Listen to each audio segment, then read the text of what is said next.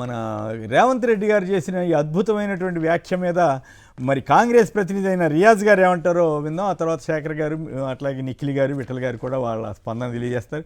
నిజంగానే అంత అద్భుతమైన పార్టీ అయితే దాంట్లోనే ఉండి రివైజ్ చేయాలి కదా అన్న సందేహం జనరల్గా ఎవరికైనా వస్తుంది కదా. నిజానికి మరి ఆ కుట్రలు ఎవరు చేశారు, ఎందుకు పోయింది ఆ పార్టీ ఇక్కడ తెలంగాణలో? ఏంటి రియాజ్ గారు అంత అద్భుతమైన పార్టీని ఎట్లా రేవంత్ రెడ్డి గారిని బాధ పెట్టారు మీరు అందరూ కలిసి? సార్ గారు మీకు గుడ్ మార్నింగ్, మిగతా ప్యానల్ మెంబర్స్ అందరికి గుడ్ మార్నింగ్. ఇది కేవలం సరదా కోసమే ఈ పాయింట్ని రైజ్ చేయడం జరిగింది తప్ప నాకేం వ్యక్తిగతంగా ఆయన ఎవరిని పోగినా నాకేం అభ్యంతరం లేదు. ఓకే సార్ గారు, ఒక చారిత్రక సందర్భాన్ని ప్రస్తావించే క్రమంలో వారు ఆ విషయాన్ని చెప్పారు. మీరు ఉత్తమ ఉపన్యాసంలో ఒక చిన్న బిట్టేసి దాని మీద చర్చ చేయడం అనేది మీలాంటి సీనియర్ జర్నలిస్ట్ కాదని అభిప్రాయపడతా ఉన్నాను. ఓకే, నాకేం అభ్యంతరం లేదు. అన్నాయని బాగానే ఉన్నారు, విన్నాడు బాగానే ఉన్నారు, మధ్యలో అడిగినండి అడిగారు. నేను చెప్పేదాకా మీకు కోరుకుంటాను, పెద్ద గౌరవంగా మాట్లాడుతున్నాను. ఓవరాల్ గా బీఆర్ఎస్ పార్టీ ఏదైతుందో అది ఒక అంతర్గత సంక్షోభంలో కూరుకొని పోయింది. ఒక మహత్తరమైన ఆశయ సాధనానికి నేను తెలంగాణ ఉద్యమకారుగా చెప్తా ఉన్నా. తెలంగాణ రాష్ట్రం అనే పేరు పెట్టుకుని ఒక మహత్తరమైన లక్ష్యం కోసం కాదు దాని మీద మళ్ళీ మాట్లాడదాం దయచేసి. టీడీపీ అద్భుతమైన పార్టీ అయితే ఆయన రివైజ్ చేసి దాంట్లో ఉండొచ్చు కదా అనేది ఒకటే ప్రశ్న. మీరు ఏం చేస్తున్నారంటే ఒక బేసికల్ గా ఆ మొత్తం ఉపన్యాసంలో ఏదో మీకు అనుకూలమైన ఏదో స్టేట్మెంట్ నాకు అనుకూలం నాకేమో మీకు భావ్యం కూడా కాదు, మీరు వినాలి. ఓకే ప్లీజ్ చెప్పండి, సంక్షిప్తంగా చెప్పండి మిగతా సంబంధించిన విషయాన్ని. చారిత్రక సందర్భంలో చెప్పే క్రమంలో జనతా పార్టీ ఉదాహరణ కూడా తీసుకున్నారు. ఆయన జనతా పార్టీకి సంబంధించిన గొప్పతనం కూడా చెప్పారు.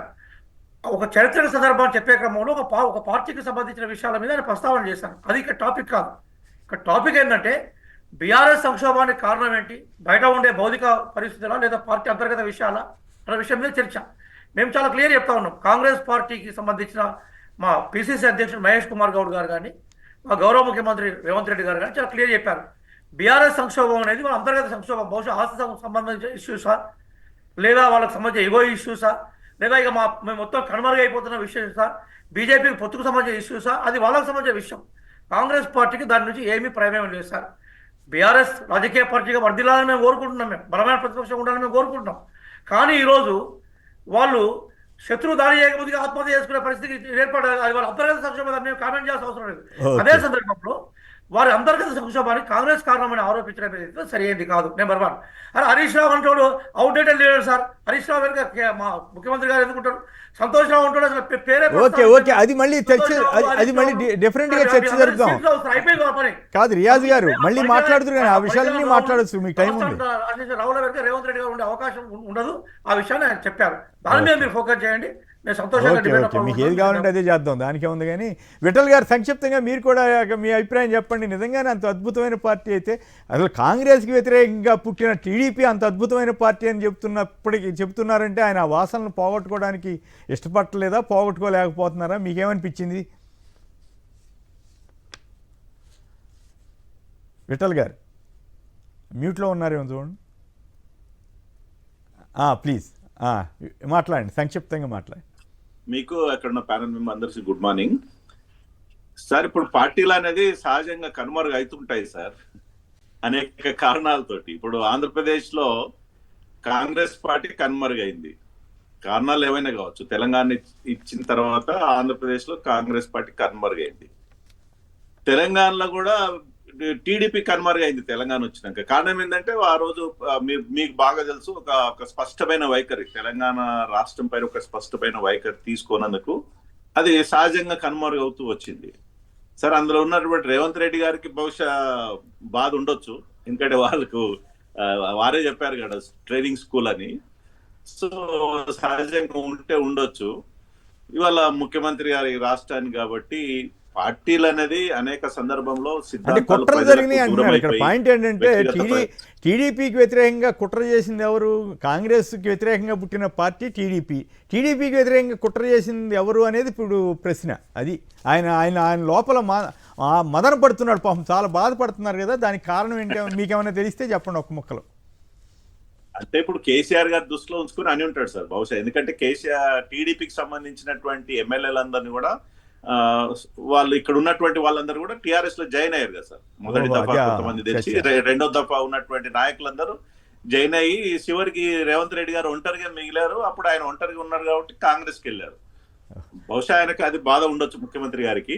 ఏదేమైనా ప్రజలకు ఎవరైతే ఏ పార్టీ అయితే దూరం అవుతుందో ప్రజలు కూడా ఆ పార్టీని దూరం చేస్తూ ఉంటారు సార్, సహజంగా. ఇప్పుడు తెలంగాణలో కానీ ఆంధ్రాలో కానీ ఎక్కడైనా జరుగుతూ ఉంటుంది అది.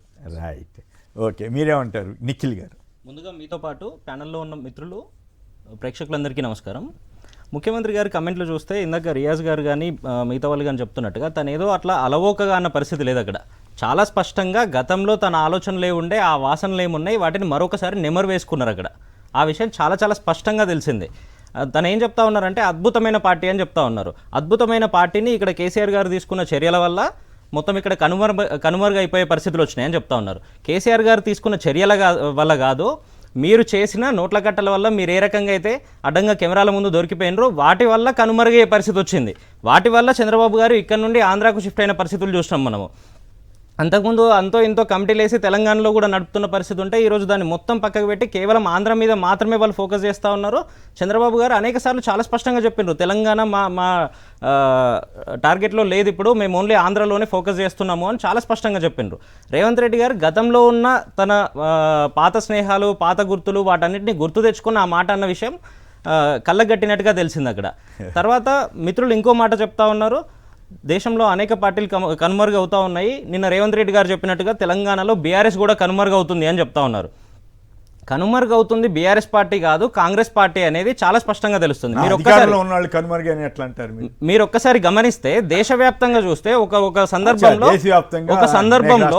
ఒక సందర్భంలో దాదాపుగా 40-50 సంవత్సరాల పాటు దేశాన్ని ఏలింది. దేశంలో కాంగ్రెస్ తప్ప ఇంకొక పేరు ఉండకపోతుండే. అటువంటి పరిస్థితిలో దాదాపు గత 10-12 సంవత్సరాల నుండి చూస్తే ఏమైంది, 2014 నుంచి ఈ రోజు వరకు దేశంలో ఉన్న 28 రాష్ట్రాల్లో గట్టిగా 2-3 రాష్ట్రాల్లో తప్పితే అధికారం ఉన్న పరిస్థితి లేదు. ఒకానొక స్థాయిలో 50 పార్లమెంట్ సీట్లకు పోయిన పరిస్థితి చూసినాము. దేశంలో నిన్నగాక మొన్న 2023లో జరిగిన పార్లమెంట్ స్థానాల్లో, పార్లమెంట్ ఎన్నికల్లో కూడా చూస్తే ఏమైంది, 2024లో జరిగిన దాంట్లో గట్టిగా 10-11 రాష్ట్రాల్లో 0 సీట్లకు పరిమితమైన పరిస్థితి. సో దేశంలో కనుమరుగవుతున్న పార్టీ కాంగ్రెస్, బీఆర్ఎస్ పార్టీ కాదు. బీఆర్ఎస్ ఇటువంటి ఇబ్బందులను అనేక సార్లు చూసింది, సంక్షోభాల్లోకి పోయింది, 10 సీట్ల నుండి 15కు పోయింది, అక్కడ నుండి 26కు పోయింది, మళ్ళీ 9కి పోయింది. అక్కడ నుండి అధికారం ఎట్లా తీసుకున్నాము, రెండోసారి అధికారంలోకి వచ్చినప్పుడు ఏ రకంగా 88 సీట్లు వచ్చినాయి, అనేక రకాల ఎత్తుపల్లాలు చూసింది. మా కేసీఆర్ గారు మా నాయకత్వం చూడండి కాదు, ఇదంతా చాలాసార్లు చూసి వచ్చింది. ఇష్యూ బీఆర్ఎస్ సంబంధించి కాదు, కేవలం అంటే రియాజ్ గారు అన్నారు కాబట్టి మీరు సమాధానం చెప్పారు. కానీ బట్ నాకు ఇంట్రెస్టింగ్ విషయం ఏంటంటే ఆయన అవకాశం ఉన్నప్పుడు చంద్రబాబు గారిని పొగుడుతున్నారు. అట్లాగే మొన్న మీటింగ్లో నాకు ఆశ్చర్యం వేసింది, ₹2 కిలో బియ్యం పథకం ఎన్టీ రామారావు అని చెప్పడం తప్పని నేను అంటలేదు. కానీ అది తెలుగుదేశం వాళ్ళు చెప్పుకుంటే అర్థం ఉంది. కానీ యాక్చువల్గా కోట్ల విజయభాస్కర్ రెడ్డి గారు కాంగ్రెస్ ముఖ్యమంత్రి ₹1.90 ఇచ్చారు. ఆ విషయాన్ని ఆయనకి ఎవరు మరి ఆయనకి చెప్పే గుర్తులేదో మరి ఏమో తెలియదు. కాంగ్రెస్ వాళ్ళని పొగుడుకోవాలి, కానీ ఈయన విచిత్రంగా చంద్రబాబుని తెలుగుదేశాన్ని పొగిడేసరికి కొంచెం చూస్తే అనేక సార్లు చంద్రబాబు గారిని ఎట్లా వెనకేసుకు రావాలని చూస్తా ఉన్నారు, ఎట్లా పొగడాలని చూస్తా ఉన్నారు అవకాశం వచ్చినప్పుడు. ఓకే, శేఖర్ గారు మీరేమంటారు? శేఖర్ గారు సంక్షిప్తంగా మీరు కూడా మాట్లాడారు. నేను ఇంకో విషయం చెప్పాలి సార్, డ్వాక్రా సంఘాలకు సంబంధించి ఒక రోజు రేవంత్ రెడ్డి గారు డ్వాక్రా సంఘాల గురించి కూడా మాట్లాడుతూ తెలుగుదేశం పార్టీ గురించి మాట్లాడారు సార్. కానీ డ్వాక్రా సంఘాలు తీసుకొచ్చింది Congress party. 87 I hopes sir దేశవ్యాప్తంగా 50 జిల్లాల్లో పైలట్ ప్రాజెక్ట్ పెట్టారు సార్. 94లో మన రాష్ట్రంలో ఇంట్రడ్యూస్ చేశారు సార్. 94లో రాష్ట్రంలో ఎవరు సార్ అధికారంలో ఉన్నారు? ఎవరు అధికారంలో ఉన్నారు? కాంగ్రెస్ పార్టీ అధికారంలో ఉంది. కానీ రేవంత్ రెడ్డి గారు తెలుగుదేశం పార్టీ ఘనత అని చెప్పారు సార్ ఒకరోజు. సో రేవంత్ రెడ్డి గారు కాంగ్రెస్ పార్టీ ముఖ్యమంత్రి అయినా సరే తెలుగుదేశం పార్టీ వాసనలు ఎక్కడా వదులుకోవడానికి సిద్ధంగా లేరు. అది డైరెక్ట్ గా కనిపిస్తా ఉంది. ఎవరు కుట్ర చేశారు? మీరు కుట్ర చేసిన విషయం ప్రపంచం మొత్తానికి లేదా? చంద్రబాబు నాయుడు గారు, రేవంత్ రెడ్డి గారు ఇద్దరు కలిసి కుట్ర చేసిన విషయం, ఓటుకు నోటు విషయంలో అందరూ చూశారు. సో కుట్రలు చేయడం ఎవరి నైజం? తెలుగుదేశం పార్టీ నైజం. అలాంటి పార్టీని పట్టుకొని అద్భుతమైన పార్టీ అంటున్నారంటే ఇక ఆయన పాత వాసనలు వదులుకోవడానికి, చంద్రబాబు నాయుడు గారితో సాన్నిహిత్యాన్ని వదులుకోవడానికి, చంద్రబాబు నాయుడు గారికి అప్పుడప్పుడు ఎల్లో మీడియా లాగా జాకీలేసి లేపడానికి కూడా వెనకాడటం లేదంటే ఇక వాళ్ళ మధ్య ఉన్న బంధం ఎలాంటిదో దేశం మొత్తం చూడాల్సినటువంటి పరిస్థితి వచ్చింది సార్. ముందుగా కాంగ్రెస్ పార్టీ చాలా చోట్ల కనుమరుగైపోయింది. ఆంధ్రప్రదేశ్ లో కాంగ్రెస్ పార్టీకి ఎక్కడ పెట్టినా సరే గుండు సున్నే. స్థానిక సంస్థల దగ్గర నుంచి అన్నిటి తప్ప ఎక్కడ ప్రాతినిధ్యం లేదు. ముందు కాంగ్రెస్ పార్టీని ఎలా బతికించాలో చూసుకోండి. కాంగ్రెస్ పార్టీని దేశంలో ఎలా అధికారంలో తీసుకురావాలో చూసుకోండి. మళ్ళీ తెలంగాణలో కాంగ్రెస్ పార్టీని తిరిగి అధికారంలోకి ఎలా తీసుకురావాలో చూడండి. అంతేగాని పక్క రాష్ట్రంలో ఉన్నటువంటి పార్టీని పొగుడుకుంటూ కూర్చుంటున్నారంటే ఇంకేం చెప్తాం, ఓకే ఇంకేం చెబుతాం సార్. రైట్ ఓకే ఇది కేవలం దానికి మనం పాపం కాంగ్రెస్ మిత్రులు అధికార ప్రతినిధిగా ఉన్నటువంటి పెద్ద ఆయన అన్న రియాజ్ అన్న మాత్రం బాధపడిపోతాడు. అన్న మీరు అన్నదాన్ని యాక్సెప్ట్ చేయండి. అలా కాకుండా మా మీద దాడి చేస్తూ మాట్లాడతామంటే ఎవరు మాత్రం ఏం చేస్తాం? ఎస్, రేవంత్ రెడ్డి గారు అన్నమాట వాస్తవమా కాదా? అద్భుతమైన పార్టీ తెలుగుదేశం అనే మాట ఆయన నోటి నుంచి వచ్చిన మాట వాస్తవమా కాదా? ముందు దాన్ని ఎందుకన్నారు అనేది కాంగ్రెస్ పార్టీ అధికార ప్రతినిధిగా మీరు వివరిస్తే బాగుంటుంది, బాధ్యతగా ఉంటుంది వినే వాళ్ళకి. అంటే ఇక్కడ కాకుండా మీరు ఆ పాయింట్ ఎందుకు పెట్టారని మాట్లాడితే రైట్ ఎవరు మాత్రం ఏం చేస్తాం? ఒక్క నిమిషం ఇది ఇంట్రెస్టింగ్గా ఉంది కాబట్టి ఇక్కడ ఒక పాయింట్ ఒకటి చెప్పాలి. సోనియా గాంధీని దెయ్యం భూతం అని ఆయన అన్నారు. సరే ఈయన కూడా ఏదో మాట్లాడినప్పుడు కూడా కాంగ్రెస్లో చేరిపోయారు. మరి దెయ్యం అన్న పార్టీకి నాయకత్వం ఇస్తున్న చంద్రబాబు గారికి మద్దతు ఇవ్వటం కానీ లేదు పార్టీకి వ్యతిరేకంగా బీజేపీలో కలిసినటువంటి టీడీపీని పొగట్టం కానీ కొంచెం ఆశ్చర్యం అనిపిస్తుంది కదా. అంత తప్పితే వేరేం లేదు. రియాజ్ గారు రియాజ్ గారు అనుమానం కలుగుతా ఉంది రియాజ్ గారు ప్లీజ్ ఒక్క నిమిషం శేఖర్ గారు మళ్ళీ మాట్లాడుతున్నారు. శేఖర్ గారు మళ్ళీ మాట్లాడుతున్నారు. సీనియర్ జర్నలిస్టు చాలా ఆశ్చర్యం ఏంటంటే తెలంగాణ అంతా చర్చ జరుగుతున్నది ఏంటంటే బీఆర్ఎస్ పాపం భవిష్యత్తు పోయింది. దాన్ని నమ్ముకుని దాని మీద వద్దాం, దాని మీద కూడా వద్దాం. నాకేం వ్యతిరేకత లేదు. నీకు తెలుసో లేదో రేవంత్ రెడ్డి గారు నాకు మొదటి నుంచి పరిచయం. అట్లా కాదు కాదు రియాజ్ గారు నాకు రేవంత్ రెడ్డి గారు ముఖ్యమంత్రి అవుతారని నేను ఎప్పుడో చెప్పిన వ్యక్తిని నేను కూడా ఆర్టికల్స్ రాసిన వాడిని. అది కాదు ఇష్యూ ఇక్కడ. కాదు రియాజ్ గారు నేను చెప్పేది రండి. నాకు వ్యక్తిగతంగా రేవంత్ రెడ్డి గారితో ఎలాంటి తగాదా లేదు. మీరు అట్లా వ్యక్తిగత దాడి చేస్తారంటే మీ ఇష్టం. నేను రేవంత్ రెడ్డి గారితో అసలు మీకు తెలుసో లేదో ఫస్ట్ రేవంత్ రెడ్డి గారితో డిబేట్ పెట్టిందే నేను. అట్లా కాదు స్వామి, మీరు అర్థం చేసుకోండి. నా మీద దాడి చేస్తే ఉపయోగం.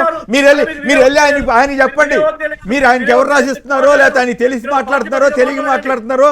కాంగ్రెస్ పార్టీకి వ్యతిరేకంగా వచ్చిన తెలుగుదేశానికి పొగిడితే మనకు నష్టం స్వామి అని మీరు ఆయన చెప్పండి. నాకు చెప్తారేంది? నాకుగా చెప్పాల్సింది. ఓకే రైట్, మీ ఇష్టం, మీ పార్టీ మీ ఇష్టం, మీరు ఏమన్నా చేసుకోండి. నాకేం ముఖ్యమంత్రి గారితో ముఖ్యమంత్రి మీ అందరికంటే ముందు నుంచి నాకు పరిచయం. ఫర్ యువర్ ఇన్ఫర్మేషన్ మీ అందరికంటే ముందు నుంచి నాకు పరిచయం. ఓకే రైట్ కాదండి. దీంట్లో అంటే రేవంత్ రెడ్డి గారు టీడీపీని పొగిడితే హుందాతనం, మేము ఎందుకు పొగిడామా అని అడిగితే మాది హుందాతనం లేనట్ట. ఏం మాట్లాడతారు రియాజ్ గారు? మీరంటే నాకు గౌరవం, బాగా మాట్లాడతారు. మీరు సమర్థించడంలో మీరు సమర్థించి ఇబ్బంది పడుతున్నారు అనవసరంగా. ఎస్ ఓకే ఏదో మాట్లాడినారు అంటే అయిపోయేదానికి. డిబేట్ చేస్తున్నారు, మా అభిప్రాయాలు మీరు వినండి, మీ అభిప్రాయం చెప్పండి. మీరు కూడా ఒక పొలిటికల్ పార్టీ ప్రతిగా మాట్లాడితే మనకు అర్థమే ఉంటుంది. సరే అట్లా కాదు, నేను దాని మీద నడపబోతున్నానని చెప్తే కూడా మీరు అది వినకుండా నేను దాని మీద నడపబోతున్నాను. అరే మీకు బాధ ఉండొచ్చు. మీకు లోపల ఇది ఎక్కడ గొడవరా బాబు, ఈయన అచ్చంగా టీడీపీని పోగొడుతున్నాడు, ఇది ఎక్కడ గొడవరా అని అనుకున్నచ్చు. రైట్ ఓకే ఇక వార్తల్లోకి వెళ్దాం.